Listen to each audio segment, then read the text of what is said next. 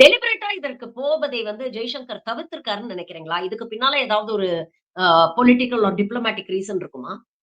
வரமாட்டான்னு சொல்லியிருப்பாங்க. வேற ஒண்ணும் இல்ல. இவர வச்சு தானே இருக்கிறதுல எல்லாத்தையும் வந்து ம குறை கூறுறது இவர வச்சு தானே.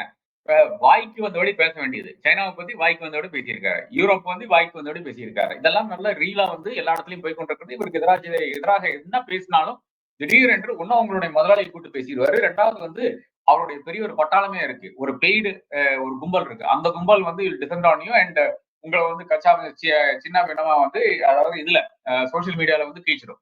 இதுதான் இவருடைய வேலையா இருக்குது. இந்த மாதிரி ஒரு நபரை கூட்டிட்டு போது கடைசியில அவருக்கு தெரிஞ்சிருக்குன்னு நினைக்கிறேன். நரேந்திர மோடிக்கு இந்த ஒரு லைபிலிட்டின்னு தெரிஞ்சிருக்குது. அதை விட எவ்வளவோ வந்து ஒரு டோன் டவுன் பர்சன் தான் விக்ரம் மிஸ்ரி. விக்ரம் மிஸ்ரியும் வந்து சைனால வந்து அம்பாசிடரா இருந்தாரு. இன்ஃபேக்ட் கிருஷ்ண பிரசாத் என்ற முன்னாள் அவுட்லுக் எடிட்டர் அவரும் ஒரு நரேந்திர மோடி ஹேட்டர் தான். அப்படி இருந்து கூட அவர் வந்து சொல்லியிருக்காரு இந்த மாதிரி ஏன் ஒரு சீனா எக்ஸ்பர்ட் அவர் வந்து அம்பாசிடரா இருக்காரு அவர் எப்படி கூட்டிட்டு போகாம இருக்கலாம் எல்லாம் கேட்டிருக்காரு. அதுக்கு நான் பதில் சொல்லியிருந்தேன். விக்ரம் மிஸ்ரியும் இன்னைக்கு இருக்கின்ற வெளியுறவுத்துறை செயலர் கூட அங்கதான் இருந்தாரு. அதெல்லாம் பிரச்சனை கிடையாது. அவரும் அஜித்தோட இருந்தாலே நிச்சயமாக ஒரு பிரச்சனையும் இல்லாத ஒரு விஷயமா தான் நான் பார்க்கிறேன். அதுல ஒன்றும் பிரச்சனைன்னு ஒண்ணும் கிடையாதுங்க. என்னை பொறுத்தவரை வந்து விக்ரம் மிஸ்ரி இருக்கும்போது அது இன்னும் கொஞ்சம் சோபராக இருக்கும். இவர் இந்த இந்த இந்த ஆப்டிக்ஸ்க்காக செய்கின்ற இந்த விளையாட்டு இருக்கு இல்லையா, அந்த விளையாட்டு வந்து நரேந்திர மோடி செய்து விடுவார். இது இவர் போய் நின்னா நிச்சயமாக இவர் அடுத்த ஒரு விளையாட்டு அங்க ஆரம்பிப்பாரு.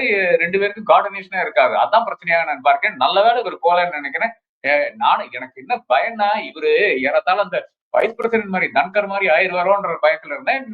நேத்து பார்க்கும்போது நேத்து சாயங்காலம் வந்து 2, 3 நபர்களை சந்தித்திருக்கிறார். அப்போ வெளியதான் இருக்கிறாரு, டெல்லியில தான் இருக்காரு, நல்லா தான் இருக்கிறதுக்கு மறுபடியும் ஒரு சான்றாக இருக்கிறது. ஒருவேளை அது டிஃபரன்ஸா இருக்கும்னு நினைக்கிறேன். அதாவது அவருக்கு உடல்நலம் சரியில்லை, அதனாலதான் அவர் செல்லவில்லை என்றெல்லாம் ஒரு ஒரு ஒரு விளக்கம் அபிஷியல் விளக்கம் வந்தது. அதற்கு ஏதோ ஒரு ரிசைடர் கொடுக்குற மாதிரி தான் இவர் வந்து படம் எடுத்து போட்டிருக்காரோன்னு எனக்கு ஒரு டவுட் இருக்கு.